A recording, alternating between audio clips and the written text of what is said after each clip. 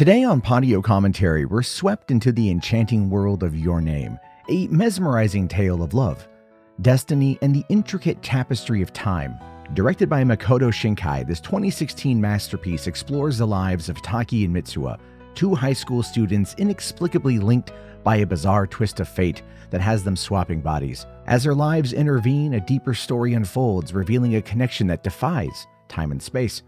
Join us as we dive into the beauty and heartache of their journey, a narrative inspired by the resilience against life's unpredictable challenges. Hi everyone, how you guys doing today? My name is Matt Jarbo. Welcome back to another episode of Podio Commentary. Today is April 1st, 2024. It's April Fool's Day, but we're not going to be joking or joshing around or pulling any pranks today.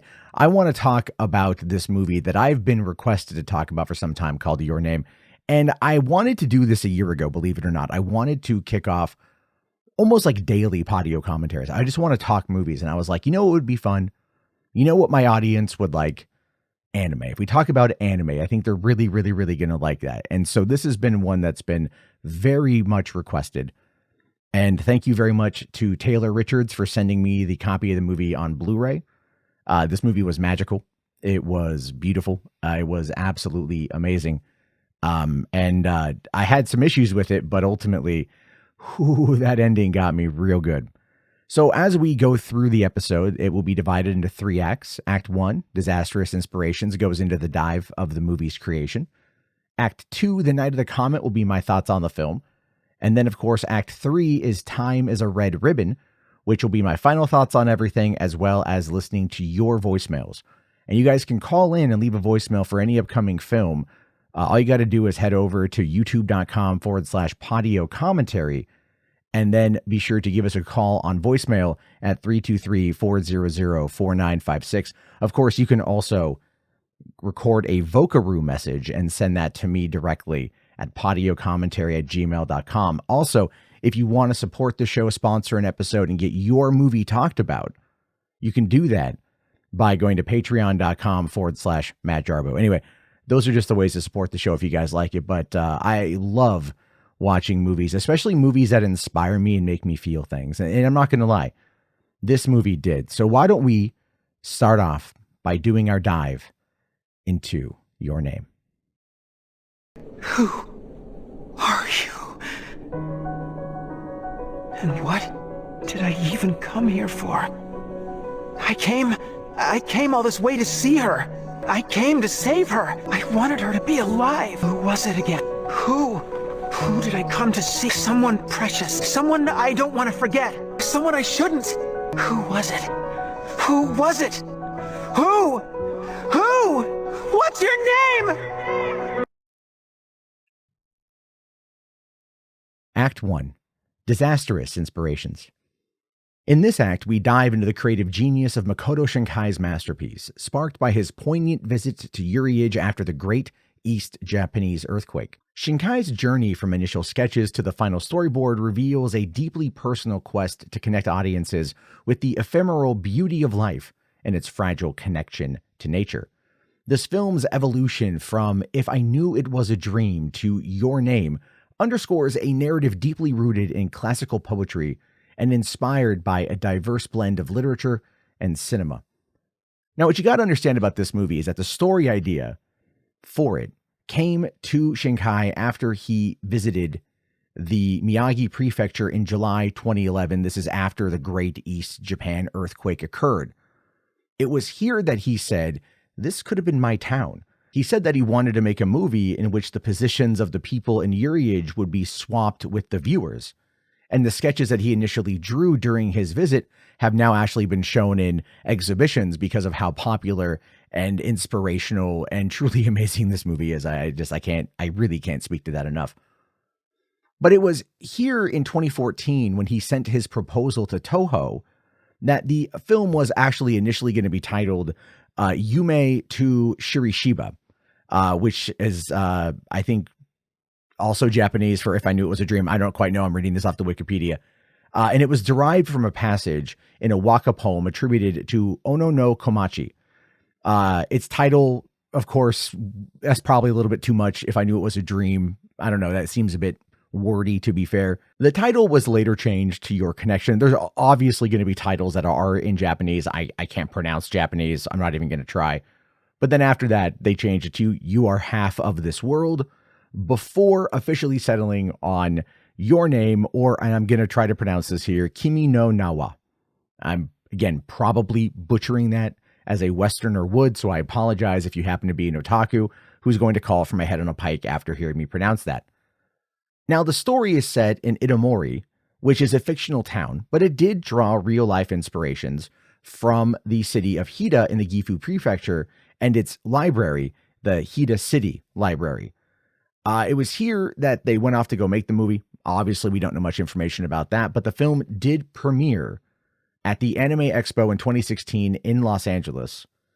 And then it was released theatrically in Japan only about 5-6 weeks later, August 26, 2016. What's interesting about that is that they premiered it at the 2016 Anime Expo and not something like in Japan. I just find that to be kind of crazy. I was living in Oregon at the time. I'd moved out of California a year earlier. I've been to Anime Expo one time back in 2007. Since anime is not really my thing, like I didn't know about this, but honest to God, like looking back on it, like just kind of, if I was in California and I'd heard this movie was going to be coming out and I'd heard anything about it, I probably would have actually tried to be there. I know that sounds kind of crazy in retrospect, but I really wish I would have seen this with an audience of people. You know what I'm saying? It's just like, it's pretty crazy.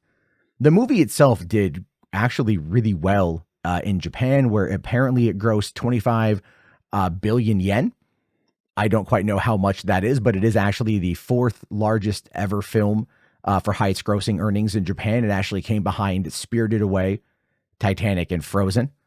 I find it crazy that Frozen has made a lot of money in Japan, but that's okay. And it's also the first non-Miyazaki directed film to earn more than 100 million at the Japanese box office, or in this case, 10 billion yen.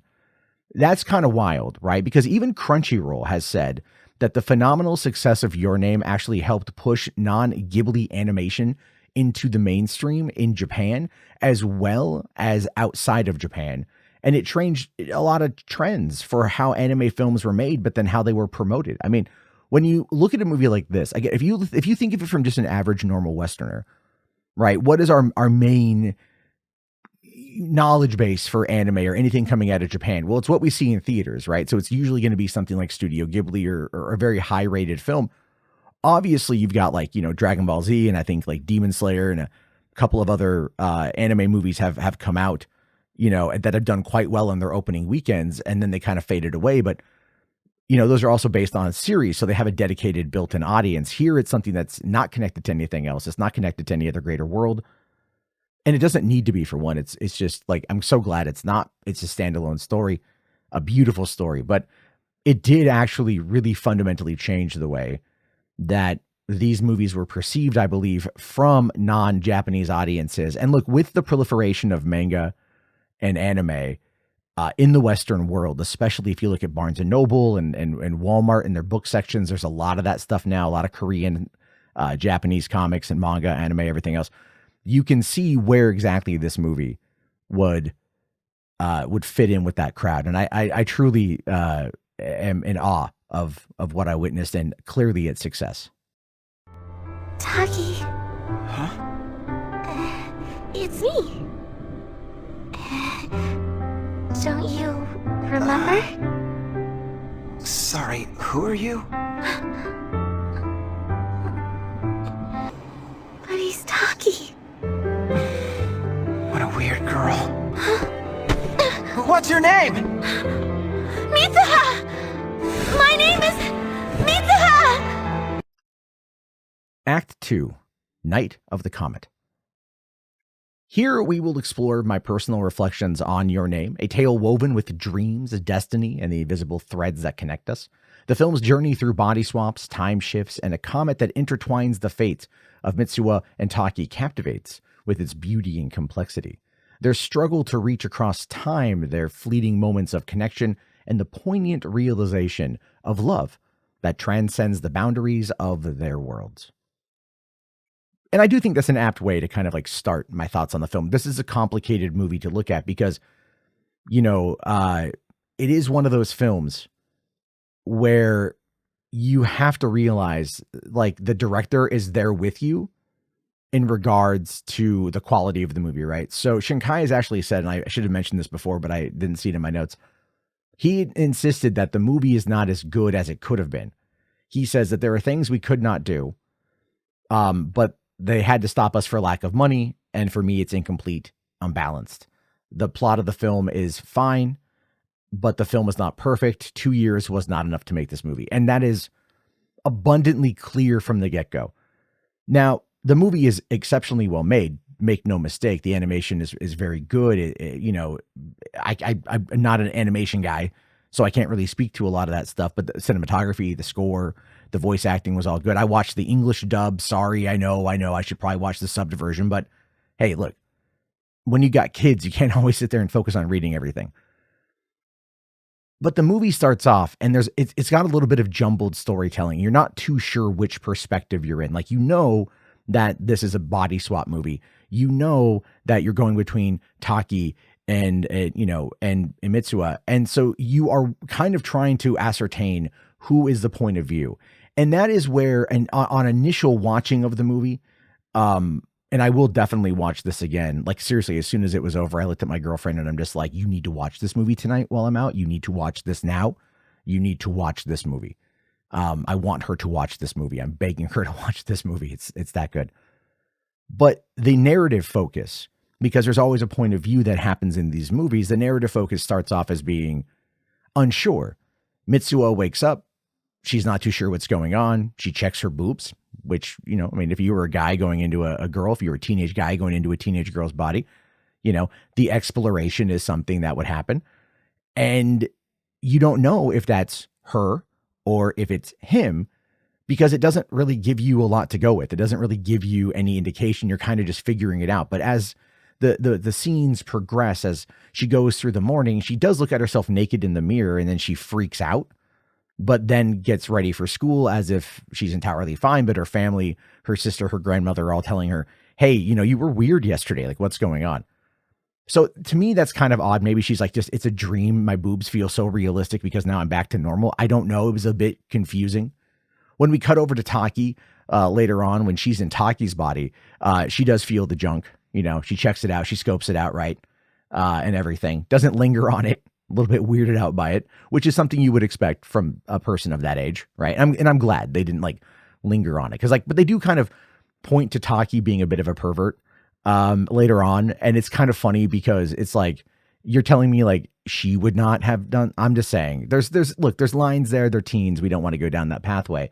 But just speaking of the fact that this is about two teenagers inhabiting their bodies or body swapping, that would be like a topic. It comes up, it's kind of laughed at, and then it's kind of brushed off. And that's honest to God for the best, because it would, not to say that it would distract from everything, but it's at the end of the story, it's not even remotely important. You know what I'm saying? But it is kind of like a slice of life look, which I thought was kind of funny and a little interesting, because as we follow Matsuha through her day, we end up getting a lot of, her friends are just like, what's going on? Like, what's happening here? You're not yourself. You did all this crazy stuff. And we really don't even really know what is going on, right? I said Matsuha, it's Mitsuha. Sorry. But anyway, so she is trying to figure it all out while going through her day to day. And then she wakes up in Taki's body, and then we get her experience in Taki's body. And then they end up kind of going back and forth. And then it turns into this game, if you will. It's a story where they're inhabiting each other kind of intermittently, but we don't know the frequency of it. We don't really have a timeline of any of it, but she's helping him get closer to his coworker, Miss Okudera. And he is helping her become more popular at school, to the point of where even some girl professes her love, which is kind of funny. And even his friend, kind of had a little thing for him. It's oh, it's kind of cute. It was kind of weird, where it's when Mitsuha became more masculine, women were attracted to that. But when Taki became more feminine, Okudera and his other friend were very much involved in it. You know what I'm saying? So it's kind of funny how that works a little bit, how our perception of people might change based upon whether they're exemplifying the masculine trait or the feminine trait. I always find that to be kind of crazy. But, as they're kind of going back and forth and they set all these ground rules for each other and they're trying to help each other out to an extent, there is a bond that's forming not only to them, but for us on the audience front. And I really enjoyed all that. I really found that to be a lot of fun. I thought it was pretty funny how they were all just kind of playing around, and it started kind of setting up this kind of like saccharine sweet, like romance type story, you know, like, oh, they're going to like do all this, but then they're eventually going to find each other and they're going to fall in love, and that's whatever. And then Taki wants to meet her, right? Because she left him a message and then he tried to call her and then he couldn't call. The number was dead. And you're like, oh, okay, that's kind of weird. Maybe she's out in the country, so on and so forth. But then the memories start to fade. And that's where I feel things get a little bit weird, where he just starts forgetting her. You know, he just starts forgetting her completely. Feels her, feels the memories. They're faded, they're fuzzy, they're gone, kind of. Just the idea of them is there, but he's worried and he's upset and he wants to go find her. And he's, you know, he decides to travel out into the country to try to find her. And of course, Taki and Miss Okudera come with him, which I thought was kind of weird because like they're his friends, obviously, and they want to make sure he's okay. But the whole time they're out there, like searching around, you can see that the two of them are becoming closer and closer and closer and closer, right? They're playing games, they're eating food together, they're joking around while, you know, while Taki is out, not Taki, sorry, Tusaka, sorry, or Tsukaka, I can never pronounce some of these names here. Tsukasa. I feel so bad. I'm going to butcher names. I'm so sorry, guys. But as they're out there, you can see that those two are getting together. Wow, Taki is very, very dedicated to trying to find this town that he only has these sketches of that he drew from memory that were clearly fading. But that is when they find out that she was from the town of Irimura. But that town no longer exists because it was destroyed by the comet. And that is the last time we see Taki in Mitsuha's body is on the night of the comet, right? And, or well, it's Mitsuha on her by, sorry, Mitsuha by herself. She hasn't body swapped, but it's the night of the comet and clearly something happened. And so then we find out, and this is where it literally was a gut punch. Like I was like, holy crap. I was not expecting that to happen. I wasn't expecting any of that to happen. Again, like I thought it was going to be some saccharine sweet little thing. And then all of a sudden it's like, you know, Hadouken right in my gut. And I'm like, oh my God, she's dead. Holy crap. And then you find out that this happened 3 years prior. And then you find out that it's largely been this body swap through time travel. And so Taki's like, I've got to figure this out because he can't really remember her. He remembers the feelings, but he wants to understand. And so he travels to the top of the mountain. He travels to the temple where the sake that Mitsuha had made from her rice saliva from the beginning of the movie was still there 3 years later. And so he drank from it, and he's basically asking whoever, higher power, send me back, give me one chance. I can save this. And then I'm like, damn, like at that point, man, it's like, it's on, you know, I'm like, I'm dialed into this movie. You know, this is all Back to the Future, like part 2 stuff to me, right? That's what it feels like. You know, he's running back. He's trying to get the friends on board to hang out or to help out. They come up with a plan to like destroy a power substation and then get the entire town to evacuate to a high school across the lake in order to avoid being killed because 1/3 of the town gets taken out. Of course, you know, Mitsuha's dad is the mayor and he's kind of a POS. He's a real douche and stuff. And so like, he's like, I'm not going to help you and whatever. But he also knows that it's not his daughter in the body. And he also knows, but they don't really go into the detail of it, but he knows that his wife, before she died, she had visions, she had dreams. And I'm sure he knew about the body swap. It's something that's on that side of the family because the grandma talked about it as well. So we learn that people knew about this, but again, like they don't really think much about it, or they don't really like pay much attention to it because you figure at that point in time, if you got your kid running to you and your kid's like, Dad, we have to save the town. A comet is coming. It's going to kill us all. We got to get everyone to higher ground. We got to do this. And he's like, no, you bring dishonor to your family. But wait, hold on. Also, wait a minute. I'm Minuten Bitte. Who are you? Because you're not my kid. And at that point, if you're just like, yeah, I'm not your kid. I'm from 3 years in the future possessing your daughter's body. I'm a 17-year-old kid named Taki. Don't worry. It's not weird. I haven't done anything awkward. Don't check my diary. And then, you figured the dad would be like, yeah. I can understand that maybe if we're in this situation, because, your mom had the same kind of dreams, maybe I should listen. And of course, like whatever, right? They don't do that. And so they shut down all of the announcements. And even like the one friend is like, I'm sorry, Mitsuha, it's, it's time. We're too late or whatever.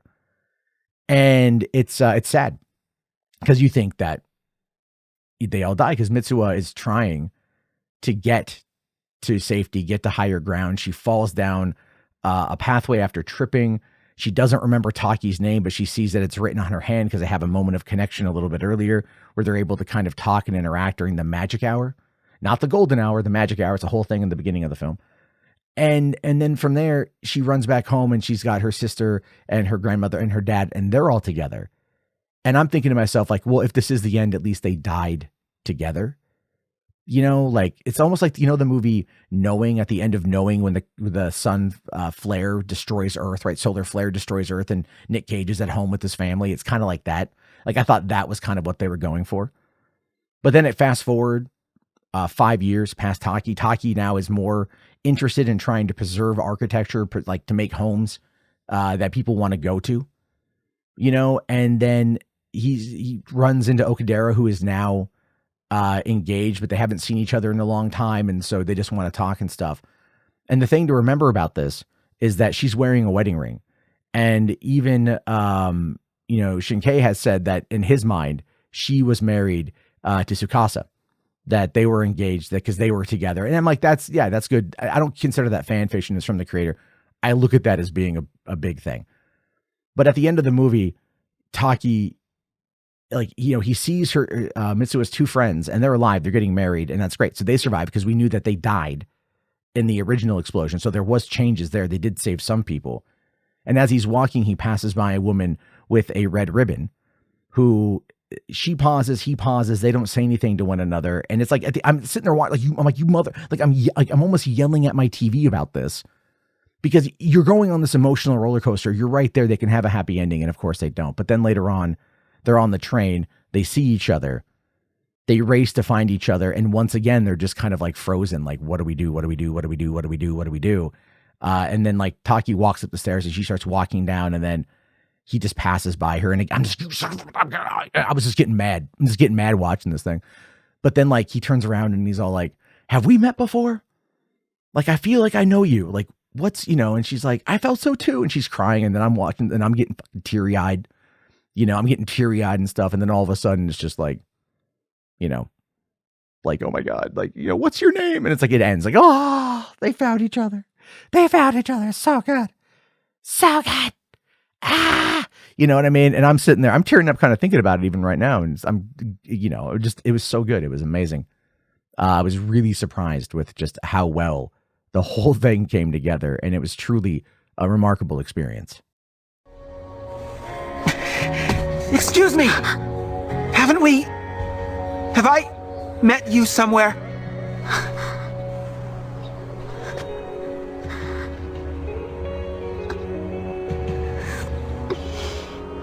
I thought so too.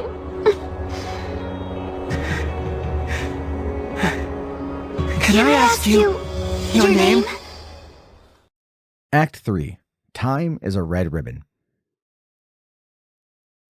The final act of the episode marries my final thoughts with the audience's reception, highlighting the film's profound impact on viewers worldwide.